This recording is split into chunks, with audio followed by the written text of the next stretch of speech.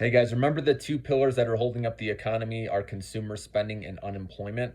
So consumer spending makes up about 70% of the economy, and the rest is mostly the unemployment rate. So with consumer spending, we'll start with that one.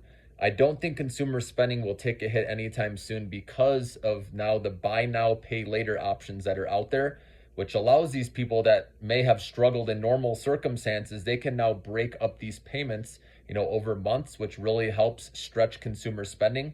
And then also we have HELOCs, right? Home equity lines of credit. There are a lot of people sitting on plenty of equity in their homes. If they ever needed to tap that money in a pinch, they could do that. That's another reason why I think consumer spending will hold up. Let's be honest, if we're not going out, having a good time, spending money, right, going out to eat, taking vacations, what's the point in living, right? And remember, the pandemic taught us that we want to go out and live, right? It's work to live, not live to work, okay? And that's why consumer spending, I believe, will stay strong. Even if people continue to go into debt, they're just going to kick the can down the road, okay? And then with unemployment, that should stay low because after companies saw the labor shortages, right, during the pandemic, they're not as quick to fire people as they used to be, okay? And they don't want to find themselves in that situation where they need, employees, especially, with economic activity picking up a little bit here. They don't want to let these employees go. So if there ever was a recession down the road, it may be a mild one. I don't think it'll be a big one, at least not anytime soon, okay? So don't let what's happening with the Fed lose sight of the big picture that we have a healthy economy still because of those two pillars being strong.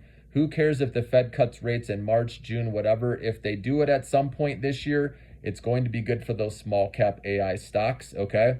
And so keep buying the dips with these. Remember, a strong consumer and unemployment remaining low means earnings, okay? Obviously, more activity right in the economy, more people with jobs, they can spend more.